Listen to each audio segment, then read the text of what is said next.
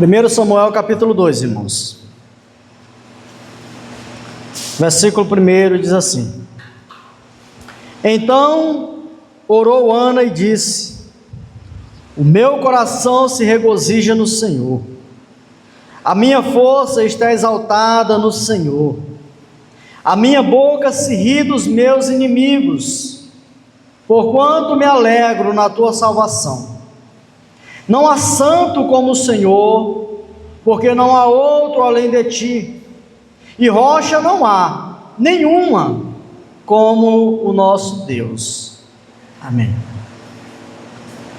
Oremos. Senhor Deus, tua palavra é poderosa, tua palavra, ela é essa espada de dois gumes, que penetra no mais íntimo da nossa alma. Tua palavra, ela corrige, ela repreende, ela salva, ela fortalece.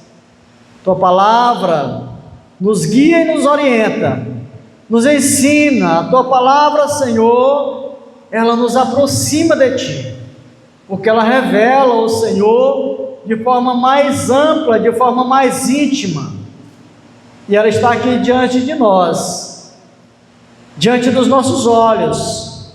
Ela foi lida, ela foi ouvida, e faça, ó Deus, com que essa palavra, ela chegue ao nosso coração, e ela possa nos ajudar a melhorar, ela possa nos fortalecer, mais ainda, multiplicar, aumentar a nossa fé em ti, ó Deus, em nome de Jesus, amém.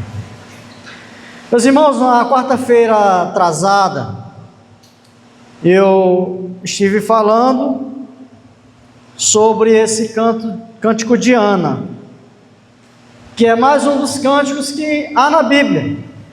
Há muitos cânticos que tem na palavra do Senhor: cântico de Miriam, de Davi, cântico de Simeão, e tantos outros. E há aqui registrado esse cântico de Ana. E como foi dito na quarta-feira atrasada, como eu disse, a vida de Ana não era fácil. Ana viveu muito tempo da sua vida humilhada, maltratada, em momentos de dores, de angústia, por não conseguir ter filhos, e por viver humilhada pela sua concubina, e pela dor de não dar um descendente ao seu esposo. E ela então começa a orar a Deus, ela ora, ela suplica a Deus, e Deus então concede a ela essa bênção de ter filhos. E depois que ela tem o seu primeiro filho, Samuel, ela então faz esse canto de adoração ao nosso Deus, e ela revela qual é a verdadeira alegria da sua vida. Embora ela tenha recebido um filho tão esperado, mas esse canto ela revela que a sua maior alegria não era aquele filho, que a sua maior alegria era Deus, que a sua maior satisfação era Deus. E meus irmãos, à medida que nós conhecemos o Senhor Deus, nós reconhecemos o nosso motivo maior de alegria. Quanto mais nós conhecemos o Senhor, mais a gente vai reconhecer qual é o verdadeiro motivo da nossa alegria, da nossa existência nesse mundo. E a nossa maior alegria é Deus. E não é apenas pelo aquilo que Ele faz, mas sobretudo por quem Ele é. Porque o que a gente vê é que as pessoas se alegram quando Deus dá uma bênção para ela, quando recebe a bênção de Deus, e aí alegria, e todo mundo se alegra, e faz culto de ação de graça, e tudo bem, está certo. Mas e se Deus não der? E se a bênção não chegar? Deus continua sendo o motivo da nossa alegria? Se o Senhor, irmãos, não é a nossa maior alegria, é porque ainda não conhecemos tão profundamente como deveríamos. E nós precisamos conhecer Deus, cada vez mais conhecer a Deus.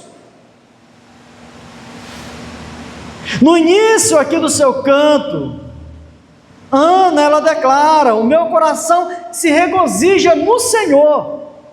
Ela tinha acabado, tinha recebido a maior bênção que ela desejava na sua vida, que era o filho, que era um descendente, que era colocar nos braços um filho, que era amamentar um filho. Mas ela diz: o meu coração se regozija no Senhor, e logo depois ela conclui: porquanto me alegro na tua salvação. Nos versos seguintes, ela exalta a Deus, afirmando que Ele é santo, que Ele é rocha e que Ele é o Senhor soberano sobre todas as coisas. Somente depois ela passa a falar sobre aquilo que Deus fez na vida dela. Mas ela começa reconhecendo quem é Deus, a grandeza de Deus, o caráter de Deus. E muitas vezes, irmãos, nós agimos contrariamente, até nas nossas orações. Porque até quando a gente vai orar, a gente já começa pedindo, talvez até exigindo, e não começa a oração com uma adoração de reconhecimento de quem é Deus. A Ana começa esse canto exaltando a Deus, reconhecendo a soberania de Deus, reconhecendo quem é Deus, que o motivo maior da sua alegria era Deus. Então, irmãos, somente Deus, Ele pode satisfazer totalmente o nosso coração. Ana, somente depois de exaltar a Deus, de reconhecer quem é Deus, ela vai falar sobre aquilo que Deus fez na vida dela. Antes dos feitos, ela contempla o caráter de Deus. Deus é santo, Deus é rocha, Deus é salvação, Deus é soberano, Deus é todo-poderoso, Deus faz aquilo que nós não podemos fazer. Ela exalta o caráter de Deus. Antes das bênçãos, antes da bênção, ela celebra o abençoador, ela celebra Deus. E nós vivemos, irmãos, dias marcados pela busca frenética por alegrias passageiras. A gente observa o quanto as pessoas vivem na busca de alegria. Todo mundo quer viver feliz, todo mundo quer viver alegre. E aí, nessa busca, as pessoas buscam os seus objetos de alegria. Eles buscam de forma frenética essas alegrias, e muitas vezes essas alegrias são passageiras, são momentâneas. Basta observar as redes sociais para perceber quantas pessoas dedicam seu tempo, sua energia, sua atenção a celebrar, a fazer uma celebração naquilo que é superficial, naquilo que é transitório, que é passageiro, e muitas vezes sem o verdadeiro valor. A gente vê isso. As pessoas buscam nas mais diversas fontes a sua verdadeira alegria. Para muitos, a alegria talvez seja um dígito a mais na sua conta bancária. Para outros, é um dígito a menos na balança, na numeração da roupa. Para outros, talvez a sua maior alegria seja os encontros, os lugares desse mundo que possam proporcionar uma alegria, mas que seja passageira. E é isso que a gente vê.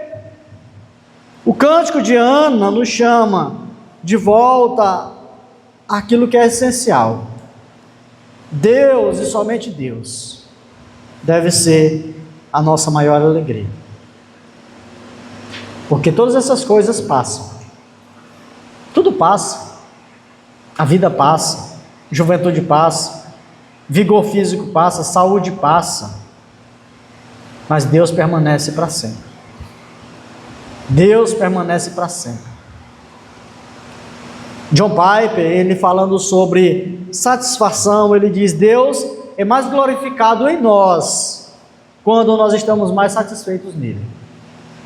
Deus é mais glorificado em nós quando nós estamos mais satisfeitos nele. E será que nós temos colocado a nossa satisfação em Deus? A nossa alegria em Deus? Ou a nossa maior alegria está nas coisas desse mundo?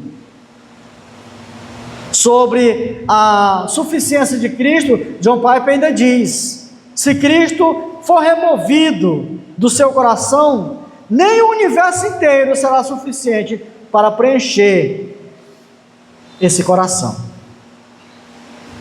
Se ele for removido do seu coração, nem o universo inteiro, nem os prazeres inteiros, nem as conquistas inteiras, riquezas inteiras desse mundo, desse universo, poderá preencher esse vazio que vai ficar em seu coração.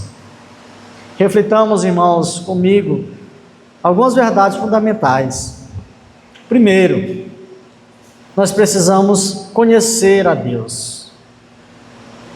Para que nós sejamos mais satisfeitos em Deus, mais alegres em Deus, nós temos que conhecer. Quanto mais conhecemos o Senhor por meio da Escritura, mais nós admiramos a sua grandeza. Nós vamos admirar a grandeza de Deus, as coisas, os feitos de Deus, o poder de Deus. Quando a gente conhece por meio da Escritura, a gente for ler a palavra de Deus, a gente lê as histórias, como que aconteceu, como que Deus deu vitória ao seu povo, como que Deus derrotou inimigos, como que Deus preservou pessoas. Revela a grandeza de Deus, começando nas primeiras páginas da Bíblia, quando a gente abre, está lá no princípio que, Deus, os céus e a terra, do nada Deus cria todo esse universo. Quanto mais nós conhecemos, irmãos, Deus por meio da palavra, das Escrituras Sagradas, nós conhecemos a sua santidade, o quanto Deus é puro, enquanto nele não há mácula, não há pecado, não há mancha nenhuma. Ele é puro no seu agir, Ele é puro no seu julgar, Ele é puro na sua essência, santo, santo, santo. Quanto mais nós conhecemos a Deus, por meio da Escritura nós conhecemos a sua bondade, porque a Escritura, irmãos, ela revela quem nós somos. A Bíblia vai dizer, olha, a lei é como um espelho, e ela vai mostrar quem nós somos. A Escritura, a palavra de Deus, mostra quem nós somos. E aí quando a gente olha e diz, eu sou tudo isso, e Deus ainda me ama. Portanto, quando nós conhecemos Deus, irmãos, por meio da Escritura, nós conhecemos essa bondade de Deus, o quanto Deus é bom. Quanto mais nós olhamos e conhecemos Deus por meio da Escritura, nós conhecemos a sua sabedoria. Quanto Deus é sábio. Nós conhecemos o seu amor. Porque eu estava comentando com um amigo esses dias, ontem, e falando sobre como Deus se revela. Eu disse, você tem que conhecer Deus por meio da Bíblia, por meio da Escritura. Porque Deus é um Deus que não se esconde, mas é um Deus que se revela. E como que Deus se revela? E eu falei para ele, Deus se revela de 3 formas. Deus se revela por meio da criação. Ele disse, olha, tudo isso aqui que nós conseguimos ver, que os nossos olhos contemplam, coisas grandes e pequenas, é Deus se revelando, é Deus dizendo, eu existo. Foi eu que criei. Os céus proclamam a glória de Deus e o firmamento anuncia as obras das suas mãos. Eu disse, Deus se revela por meio da nossa própria consciência. Porque quando nós fazemos alguma coisa que é mal, que é errado, a nossa consciência nos acusa. E eu falei para ele, dei um exemplo para uma criança. Quando ela faz alguma coisa errada, ela fica desconfiada, ela sabe que errou, porque a lei da consciência que Deus colocou no coração dela revela isso. E aí eu falei para ele, mas a forma mais clara, mais pura, mais explícita que Deus se revela por meio da Escritura. Porque ali onde Deus revela quem Ele é, de fato, quem nós somos, a nossa condição diante de Deus, e qual o plano de Deus de salvação. Eu perguntei, tu acha que Jesus veio morrer apenas por morrer nessa vida, nesse mundo? Não tinha algo a mais? Ou será que nós existimos aqui apenas por existir? E nós precisamos, irmãos, quanto mais nós conhecemos a Deus, mais alegre nós seremos nele, porque nós vamos reconhecer a sua grandeza, nós iremos admirar a sua santidade, a sua bondade, a sua sabedoria e o seu amor para conosco, de ter enviado Jesus para morrer por nós, sendo nós pecadores.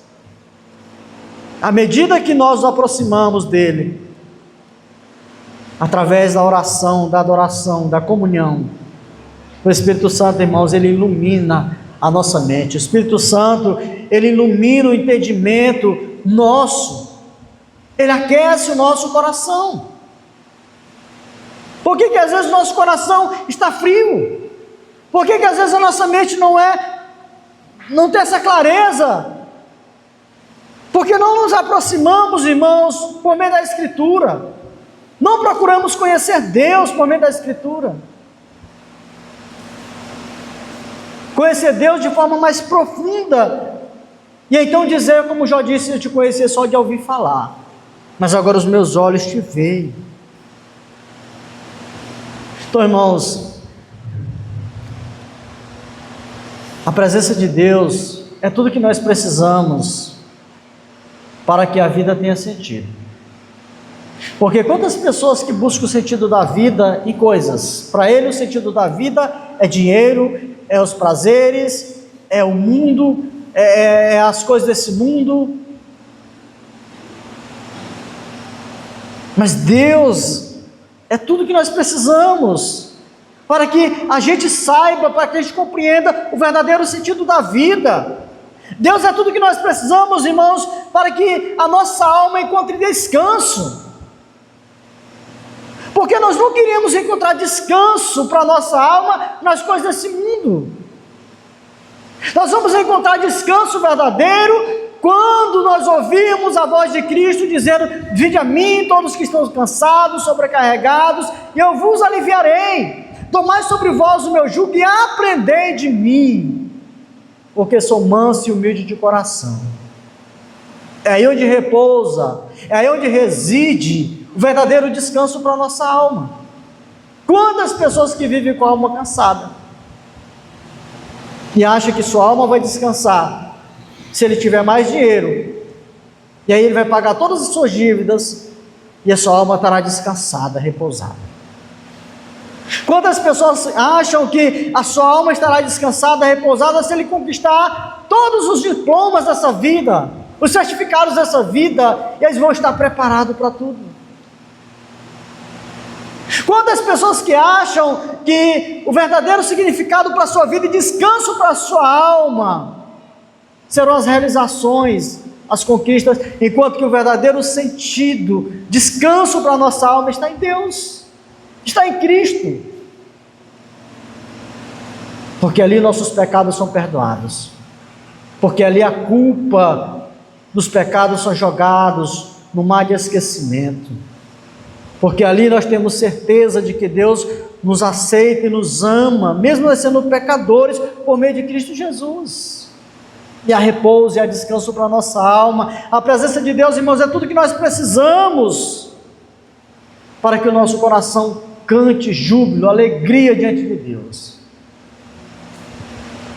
mesmo em meio às noites adversas dessa vida, mesmo em meio às dificuldades. Quando nós conhecemos a Deus por meio da Escritura, nós sabemos que Deus está no controle, e a nossa alma repousa, e o nosso coração canta júbilo, adoração ao Senhor. Mas em segundo lugar, irmãos, nós precisamos reconhecer o que Deus faz. Ana reconheceu quem Deus é e ela reconhece o que Deus fez. A semelhança de Ana, nós devemos aprender a enxergar os acontecimentos da vida pela perspectiva da fé. Porque nem sempre a gente consegue ver, compreender e entender. Eu conversando com o irmão Elton, ele domingo, ele falando comigo, dizendo: irmãos, nós tivemos uma bênção muito grande. Porque quando o pai dele faleceu, ficou uma dívida grande para eles pagarem. O pai dele tinha feito uma dívida muito grande. Eu não lembro se 180 mil, uma coisa assim, 200 e poucos mil.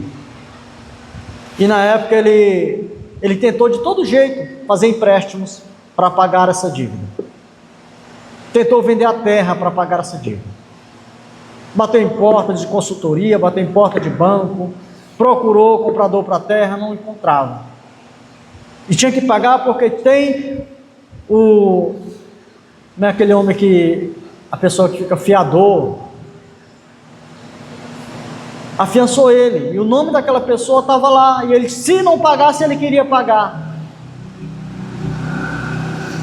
E aí teve um programa aí, eu sei que ele disse: olha, nós conseguimos pagar tudo por 53 mil reais.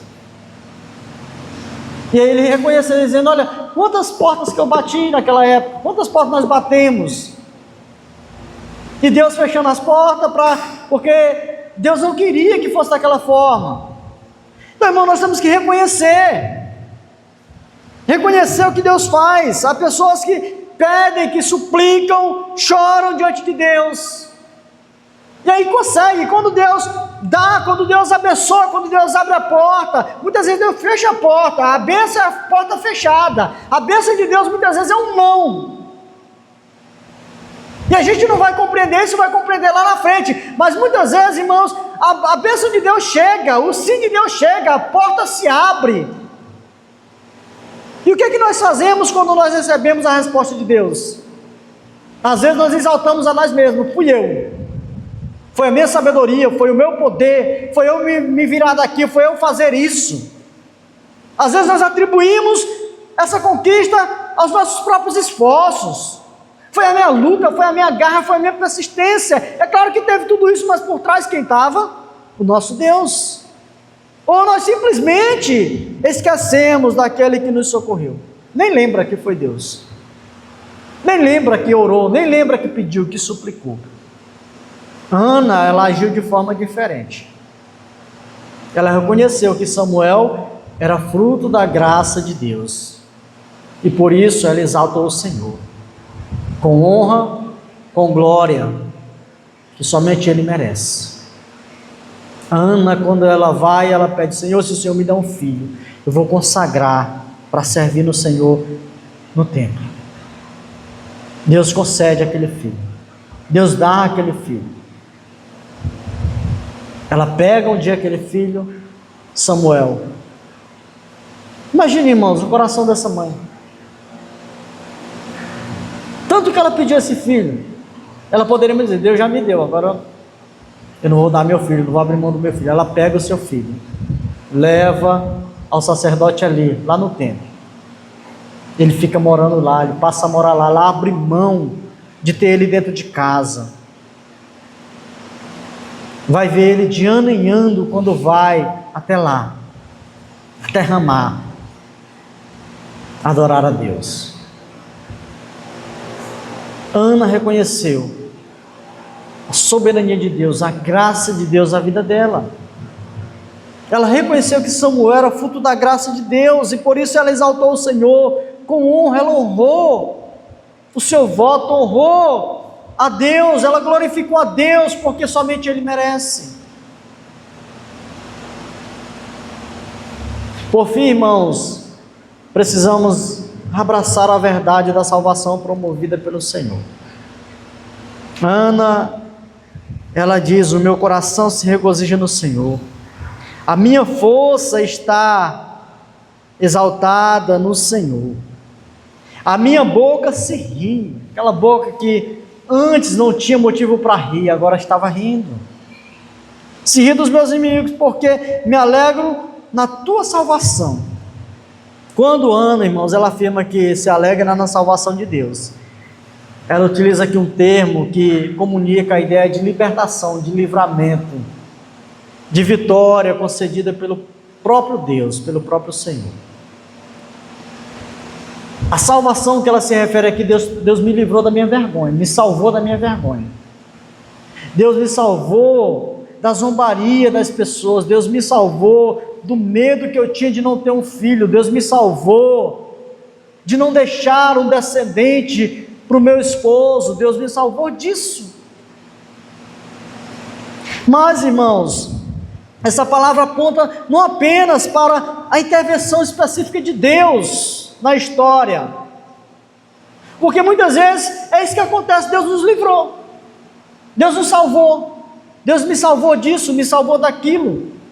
É isso que Ana está reconhecendo, mas apontando para algo muito maior, não apenas pela essa intervenção na história, mas também para a grandeza da salvação que Ele oferece em Cristo Jesus.